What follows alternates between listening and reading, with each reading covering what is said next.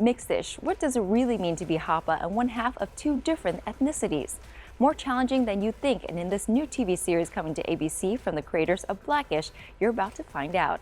Rick Hong has the story. Hey everyone, Rick Hong here for Hollywood First Look Features. We are at the Paley Center for Media to talk with the stars of ABC's Mixed-ish. Let's take a first look. In the summer of 1985, I was 12 years old and I was living with my family on a commune. We ate together, prayed together, and even slept together. I would have told you it was perfect. ATM, freeze! But the government would have told you we were a radicalized cult in violation of over 47 ATF regulations. My peaceful little world had been taken away. When are we going back home? This is our new home. What? Hey, hippies. Harrison Jackson III was my grandfather. I'm gonna make more real-world money to pay for this real-world house that your entire family's survival is dependent upon. And that is why I hate guns. My little brother Johan looked at everything like one great big magical adventure.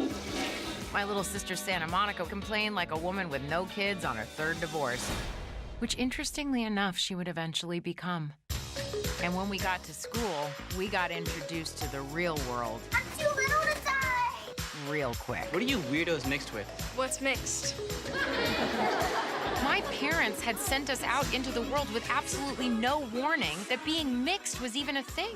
Imagine being the new kid when no one in the world is like you. But you have to understand. How do you like going from Blackish to Mixed-ish? Because like you're the creator on this, so did it take a lot to convince the network? I have a story, we could do it this way. It did not take much convincing. Rainbow Johnson is a character that everyone already knows and loves, played by Tracy Ellis Ross, the Golden Globe winner Tracy Ellis Ross, and so they were very excited about it. But Blackish, I was there for 5 years, had a lot of great times. It was a bittersweet sort of opportunity to go to Mixed-ish and do something different, leaving a lot of friends and family behind. But at the same time, this is a story that I have a very personal connection to, and really excited to tell. We're hoping for a very immersive 80s experience, from the music, to the hair, to the fashion, to even just the culture of the way people interact with each other. But it's not so much a remember when, like we don't want to just be pointing to things and be like, oh, do you remember VCRs? But more how the culture affects our characters and the way they interact with each other. You go from one network series, you close out a cable series, and now you jump back onto another network series. Like, how is that for you? I mean, like, you're just like non-stop working. You know, I wish I could say I had a plan, but I don't. I'm just a fortunate dude at the moment to be an actor that is still working at my mathematical age. Well, speaking of age, actually, because I was thinking, you're this like good-looking guy, and I mean, so when the role comes to you to play the grandfather, are you looking at saying, but I should be playing Mark's character, not the grandfather? No, I think I've realistically accepted that grandfather is certainly in the wheelhouse, no matter what kind of a grandfather it is. I'm certainly age qualified for it. Yeah. I heard that you actually don't know much about the 80s other than a little bit of music. Little bit of music, yes, but otherwise, nothing. I know nothing. Do you like toys? Some, yes. Okay. Well, when I was a kid in the 80s, I loved toys, and this was one of my favorite toys. I want to see if you know what this is. Rubik's Cube! You do know what it is. Wait, how do you know what a Rubik's Cube is? It's like not only 1980s, it's 2017, 2018, 2016, 20 everything. Awesome, you are a genius. Okay, so why don't you tell me a little bit about Santa Monica Johnson? Well, Santa Monica Johnson sometimes drowns her sister and brother in sass a lot. Her little snippet lines are super funny, and the director made these lines for me. I'm just so appreciative of the director. When I say these lines, I work the room. Yeah, I believe it. I bet you. Johan is a very adventurous and curious kid, and he takes on many different fashion styles and roles throughout the episodes. So what do you think of these styles? Because like it's 2019, so I mean the 19s. I grew up in the 80s, so I know. But the 1980s has a unique style to itself. So like, what's your first impression? I was like, wow, they actually had some pretty good fashion. I was not expecting the 1980s to really deliver that amount of fashion. I was very surprised. Talk to me about playing Bo Johnson, Rainbow Johnson. Did you watch Blackish to get some sort of idea of Tracy's character when you were like before you auditioned or anything? Yeah, I did watch some of Blackish just to see what Tracy does, but also studying like Tracy in real life. She has that same comedic timing, positive presence that Bo does, so that was really helpful. But I also had to, in a way, block out my character's future because in Blackish, we already know what Bo does. She's a doctor, she's amazing. But in Mixed-ish, younger Bo is still finding herself. So that was a part of, the process of making this character come to life. Talk to me about this time warp, because right now it's 2019. The show takes place in the 1980s. So, what's your impression? The fashion and the music is all super fun, and it's just really interesting playing a character who lives in the 1980s, but also learning about 2019, what's going on right now. It's super cool. Thank you so much for watching. The show airs September 24th on ABC. Until next time, I'm Rick Hong. You've been watching Hollywood First Look Features. Today's mixed kids can look up to rappers, ballerinas, athletes, a president, and a princess. The only heroes we had were DeBarge. You don't have to worry what those other kids think. They're idiots. And I want to be one of them. I want to be an idiot so bad. Tell me you didn't send these babies to school looking like this. The world smacked you in the face today, didn't it? You can tell me. It did. It really did. They watched TV for one night, and now this is who they think they are. What you talking about, Rainbow? We are living in a material world, and I am a material girl. In the summer of 1985, I was 12 years old. Oh! Anybody get my hair wet and we fight. And my life changed forever.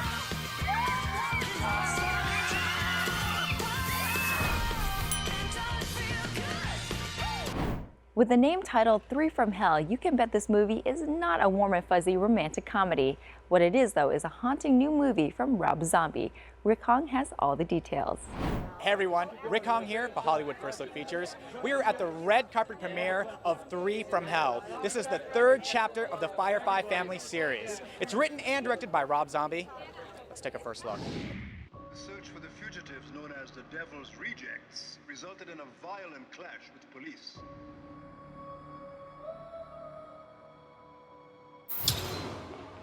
Chances for survival are less than 1,000,000 to 1. There's no justice in this world. I am justice. They're trying to blame us, but we didn't do it. Free the three! Free the three! Free the three! Free the three! Now we can have a real Day of the Dead. Any last words? I still want to party.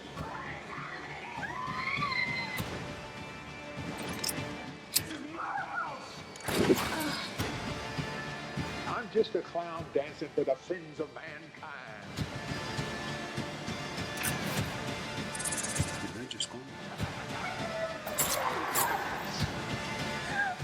This is my death factory. You are the product. I love it. He's always open to listen. He's like a real actor's director, a director's actor or actor's director. He's just very giving, and I always talk about him as it's almost like we're a jazz combo or something. And everybody's seasoned and they know what they're doing, but when it comes to Rob, he can hear it, see it. If something's not hitting a note, he just switches it up and we keep going. He's just a clever guy. He's fast. And I just love working with him. It's not always like that. There's no ego. So you've known Rob for a while, and so you know his style, you know what he's gonna do. So when he comes to you, is the first question in your mind, all right, man, do I die? No, the first question was yes. So then when you're... I love his stuff. I just love his stuff, man. And dying don't matter. In Machete, I got even for all the times I died. But it's like it's a great job. It's great. He's great to work for. He's that director that just kind of stays mellow. You know what I mean? And if you come talk to him, you go, yeah, all right. You know, not like a big deal. A lot of directors are like kind of like, I'm the director. You know what I mean? And he's like, oh yeah, good, cool. Typically, I'm just incredibly excited. I think that's the first thing, and then I just get to work on it right away. And this one, I didn't have a lot of time beforehand to prepare, so I showed up, and then working with these guys, with Bill and Sherry and Rob, and everyone else, but particularly those guys, because we had so much together. There's a lot of freedom, and Rob really encourages creativity. Talk to me about revisiting this character. Like, I mean, have you always been thinking about him at all, or Rob just came to you one day and was like, hey, I'm going to do another movie? Sid Haig and I really thought that Otis and Captain Spaulding were kaput, but then Rob gently explained that the Rugsville Sheriff's Department couldn't shoot straight, so we ended up obviously surviving somehow. I'm really glad we got the band back together. Three from Hell, I mean, I got the job, like just Rob's like, hey, it's movie time again. I'm not sure if you're familiar with my Devil's Rejects, but I wrote a sequel to it, and I wrote a crazy part for you. Are you down to do it? I'm like, yes, of course. Yeah, that would be an honor. So he wrote this character. He's a very, very warm-hearted soul. And he befriends Sherry's character, and he'll do anything to protect her. It's completely different from Sickhead. Rob wanted to see if I could showcase range. I want to see if you guys see that as well. I did, because I saw it. So. Oh, you did? Yeah, you're great. Completely. All right, cool, awesome. Thanks. I haven't seen it, so. So talk to me about. So then, did you have to go reference like the two movies, House of a Thousand Corpses and Devil Rejects, like even after you was signed on, or had you already seen them? I'd already been a huge fan, like I'm not gonna lie, like I did watch the Devil's Rejects before I started shooting Three from Hell, just to kind of get a pacing of how the movie moves, but I've already worked with Rob, so all I can do is just do my best to make interesting choices and bring this character to life, and with his direction we were able to do that, and it manifested well. We talked about it on and off for years, and we never really, it just became the time to do it. I never thought it was, but he just wrote such a great script. I'm like, this is a natural progression, and I like where it's going. It was about 3 years ago that I really seriously thought I'm going to do this. And was it like easy to jump back into it, or did it take a little bit to kind of get the rhythm of everybody, the characters' voices? Well, no, that was easy. Getting it all together was never easy, but writing the script was easy because for some reason these characters just come right out of me. But my biggest worry was 15 years later, will the actors seem like the characters? And within 1 second, they did. It was the weirdest. It was like a time machine. Here we go. Thank you so much for watching. Until next time, I'm Rick Hong. You've been watching Hollywood First Look Features.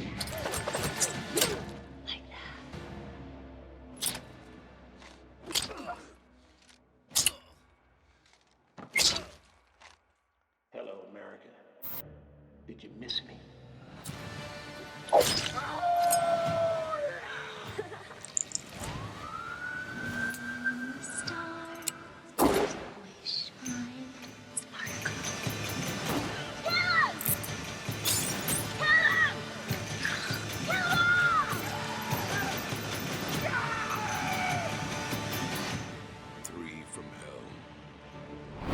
A writer learns life lessons from an elderly Native American in Stephen Lewis Simpson's indie drama Neither Wolf Nor Dog, based on Kent Nerburn's 1994 semi-autobiographical novel. Find out how Simpson was able to make this movie such a success while wearing multiple hats, and how a then 95-year-old Native American actor stole the show. My name is Stephen Lewis Simpson. I'm the director of Neither Wolf Nor Dog. Let's take a first look. Is this Nerburn? My grandpa wants to talk to you. It's important. He's old. Dan? That's Nerburn, the guy you phoned. White people who work on a res, I don't like them much. Mostly full of bullshit. Oh, hi there. I seem to have a bit of a problem here. Ooh. Weird. Read one. When white people won, it was a victory. When we won, it was a massacre. When they fought for freedom, it was a revolution.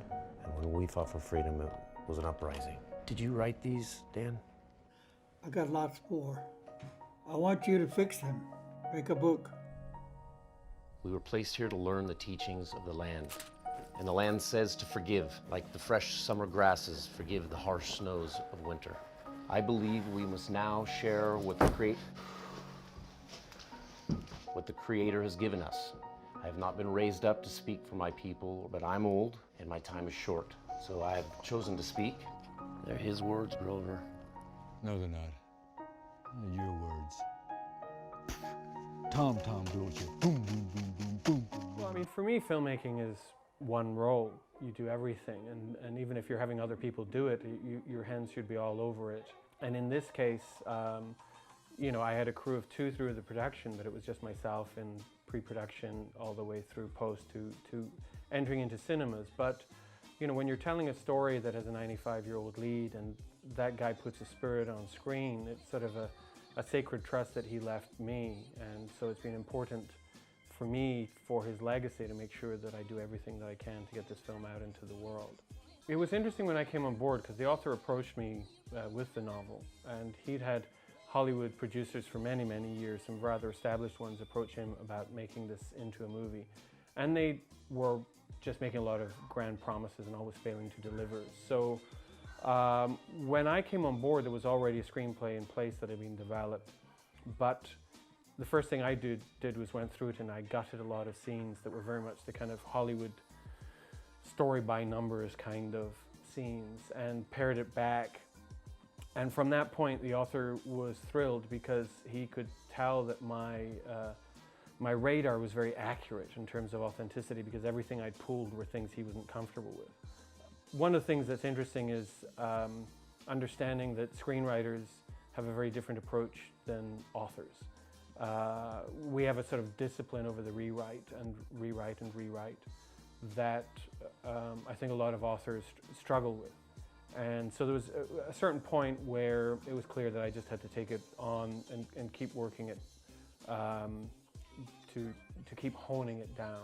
I think in this film there's truly only one person alive that could ever do the role of Dan Justice. And you know, it's interesting, Dave Bald-Eagle was, you know, more than I'd ever dreamt of for the role, and actually more than the author had ever dreamt of. And you know, what a rare situation to have somebody who'd lived with a role for many, many years and then see it realized on screen and it to eclipse their wildest dreams.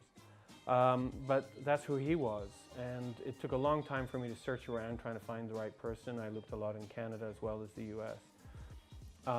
But it needed to be someone in their mid-90s, even though the character was 80 in the novel, because it needed to be someone from that era, and because of the time that elapsed from the novel coming out to when we shot, I had to go a lot older. And you know, it was a struggle to you know, pull the finance together, but it was a race against the clock, because if anything happened to Dave, there was just no point in making it, and I was going to walk away from it all. So, well, before, as I was saying, before Dave passed, I mean, we did show him a cut of the film. It was in I think the biggest screen in South Dakota. We had a lot of his family there and the invited audience, and so, you know, he was just in his element. But none of us could have expected the response the film has had.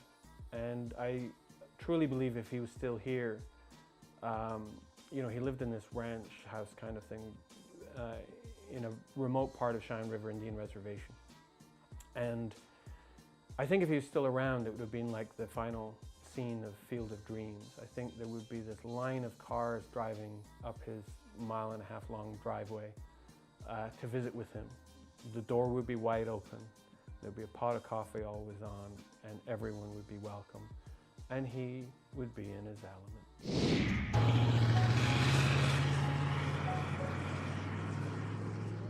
No Indian alive dares to think too much for the past. The bones of my people are crying. I try to dance out of your way, you come at me. Doesn't matter what I do, you got a knife drawn. Now you said you were gonna help me. If this is what you call help, spare me, I don't need it. You don't even show him any respect. Wait just 1 second. I drive 1,000 miles on my own time and dime, just so that I can help an old man write something to give him some peace at the end of his life, and you tell me I don't show him any respect? I told him not to trust a white man. A lot of ways to see, Nerburn. Don't hurt him. Grandpa's fighting for the old ways, the only way he knows how. I just don't understand why me, Dan. Why you would want me to write a book. I don't feel worthy. I feel responsible. The world is not an accident. We don't always choose our parts. I called you and you came. If you are too small or too weak, it is too late. That'll do it for us here on Hollywood First Look Features. Until next time, thanks for joining us. There are people looking for you. Go faster! Whoa! You can do magic? This is amazing! This is impossible! I wish Dad were here to see this. You can go your own way. Yeah, Ma. Beijing is great. Oh, Peng is, Peng's fine. They're gaining on us! Was this your dad's violin? My dad used to play for me every night. Like he was telling me that no matter how hard the journey gets, never give up. It's beautiful. You did that, Yi? I did that? When Yi sets her mind on something, nothing is impossible.